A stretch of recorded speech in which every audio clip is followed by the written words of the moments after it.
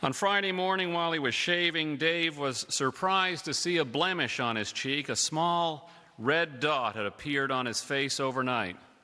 He didn't pay it any attention at first, but as he was leaving the house, he thought about it once again, and he went back to the bathroom to check. A pimple? He hadn't had a pimple in years. He got to the front door again and was about to pull it shut behind him when the thought crashed down on him. He was 46 years old. 46-year-olds didn't get pimples. They got skin cancer. He was back in the house in a flash. He found Morley's magnifying makeup mirror. Was that how it happened? You woke up one morning and you had skin cancer? What else could it be? Dave couldn't get the blemish out of his mind. He checked it 3 times before lunch. He thought about phoning Dr. Freeberg and having her look at it, but what if it was a pimple? He didn't want to risk sitting in his doctor's office and hearing her tell him that. He wished Morley was home so that he could show her, but Morley had taken the kids away for the weekend. Like many men, Dave has a complicated relationship with his body. He inhabits his body the way a nervous traveler settles into a commercial airliner, carefully monitoring every arrhythmia, continually aware that only through a force of his will does he stay in the air.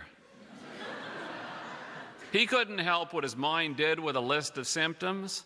The cancer, as he had come to think of it, preyed on his mind all day. By closing time, he decided to treat it symptomatically, like a pimple.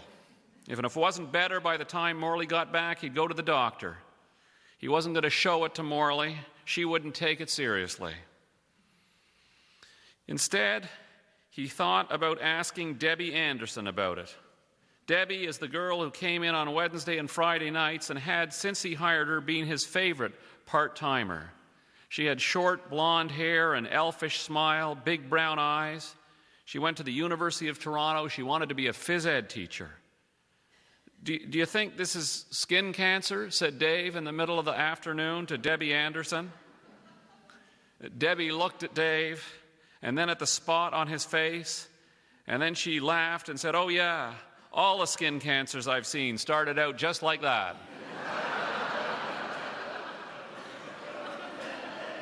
At closing time, Dave went to the drugstore and picked up a tube of Clearasil. He headed toward the cash register, and as he did, he looked around to see if he knew anyone in line.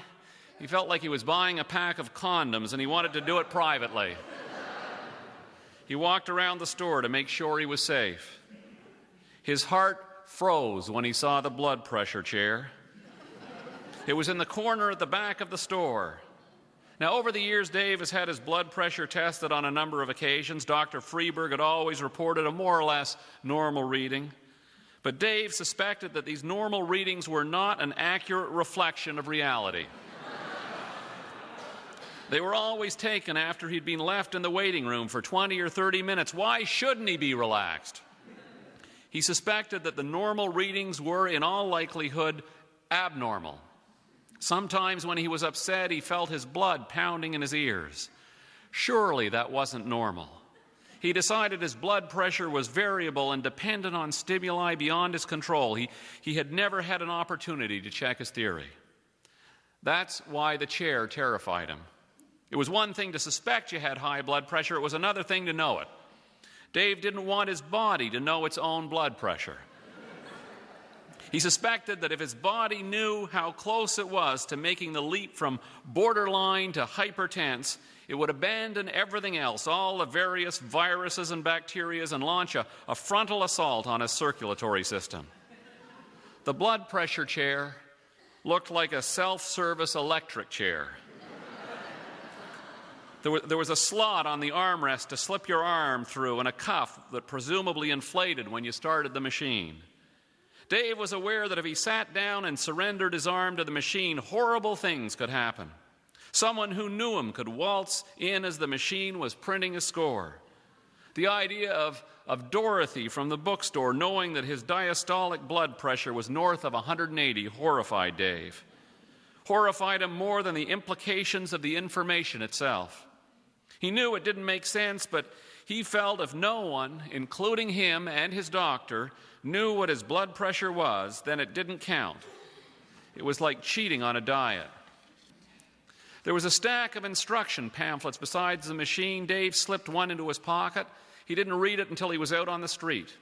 And it opened a whole new realm of possibilities, including step-by-step instructions of what he should do if his reading was 0 over 0.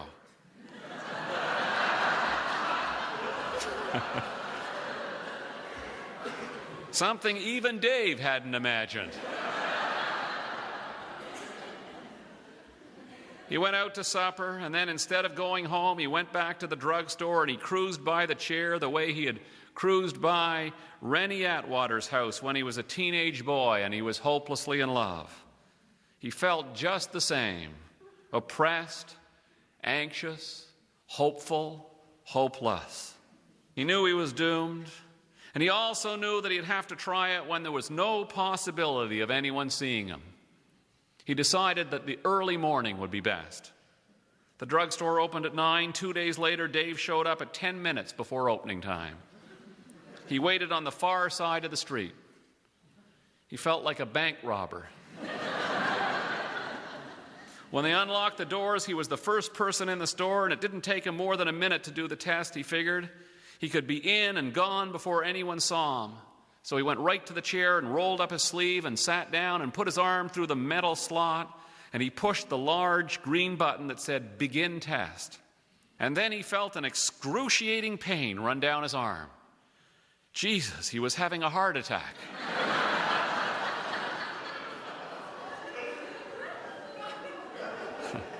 The machine was squeezing him tighter than he thought it should. Surely it shouldn't feel like this. Surely it shouldn't hurt. He tried to pull his arm out of the cuff. It wouldn't come. He pulled again. Still it wouldn't budge. He looked at the black screen. It was like the screen of a bank machine. It began flashing his score in bright red numbers, 130 over 75. Not bad. Better than he thought. Well within normal limits. Okay, thought Dave, now let me go. But it didn't. It wouldn't. Dave felt panic surge through him. He was trapped in the chair. He looked at the screen. His blood pressure had risen to 135 over 78. Then he jerked his arm violently. Still nothing. Now his blood pressure was 140 over 80. Borderline hypertense. Oh God, he thought, this is crazy. He tried to calm himself down again. He sat for a full minute without moving, just following his breath in and out. Something had happened to the machine. The rubber cuff wouldn't deflate, and until it deflated, the metal slot which was holding his arm in the chair would not release him. He pulled his arm again, still nothing. He didn't know what to do. He was getting claustrophobic. Collect your thoughts, Dave. What's the worst thing that could happen? Somebody could see him. Somebody he knew could see him there. No, the store could catch fire. And he sat there wondering if he could stand up and hump his way out of the store with a chair attached to him. He thought of dying of smoke inhalation by the cash register with a blood pressure chair attached to his back. The chair strapped to him like a tortoiseshell. It was the kind of trivial death that Dave's always feared. Like being hit by a diaper truck.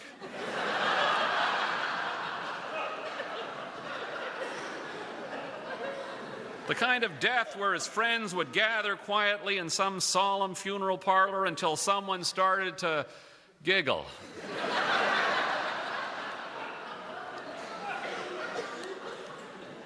Dave didn't want people giggling at his funeral. He wanted a death with dignity.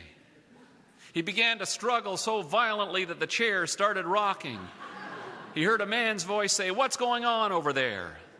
Dave looked at the screen. The red numbers were blinking like the clock on a broken VCR, except they were ascending.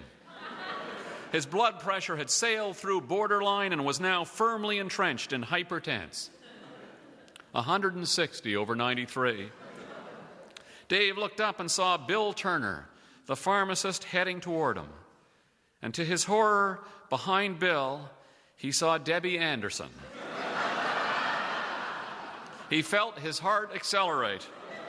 He glanced at the screen, 172/90. This was a nightmare. He had the blood pressure of a 75-year-old man. He twisted desperately in the chair and reached for the screen with his left hand, trying to cover the blinking red numbers, the way a man caught outside his house with no clothes on might cover his groin. Debbie and Bill Turner arrived at the chair at the same time. "Hi," said Dave, smiling weakly, still trying to cover the screen. "I'm stuck," said Dave. "My arm. I can't get my arm out." Bill was staring at Dave as if he had asked him for spare change. "See," he said, rattling his arm, "it won't come out." He could feel the blood pounding in his ears. He felt like he was going to faint. "I'm not going to faint," he said to himself. "Hi, Dave," said Debbie cheerfully. And then she said, "Your nose is bleeding."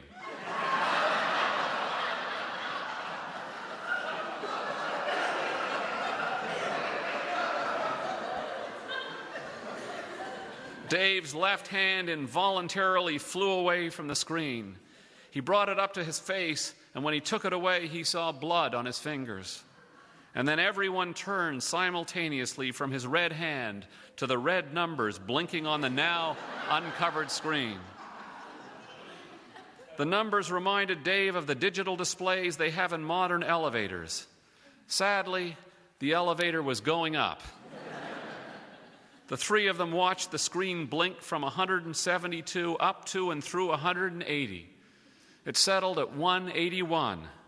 "Geez, Dave," said Bill Turner, "are you okay?"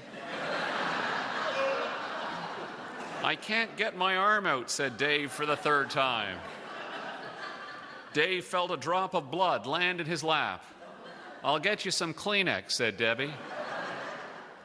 The fire department arrived 45 minutes later.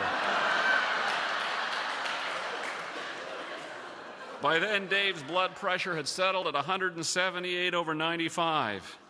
"Geez," said the fire chief, looking at the screen, "are you okay?" The drugstore had taken on the festive feel of an accident scene. There were about 15 people standing in a circle around the chair. Every few minutes, someone new arrived, and there was a blush of whispering as they asked what was going on. After 20 more minutes of fiddling with the chair, the chief sent a man out to the truck to get the jaws of life.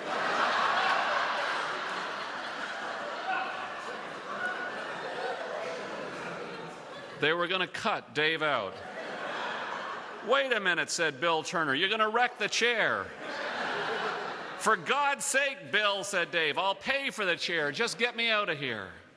It took them 5 minutes. Everyone applauded when Dave stood up. He rubbed his arm carefully and said he was fine, and he looked at his watch and said he had to go. People slapped him on the back as he pushed through the crowd, as if he had won a race or something. Debbie Anderson handed him another Kleenex and said, "I'll see you Wednesday." The red blemish on his face disappeared a week afterwards. He never mentioned it to Morley. Thank you.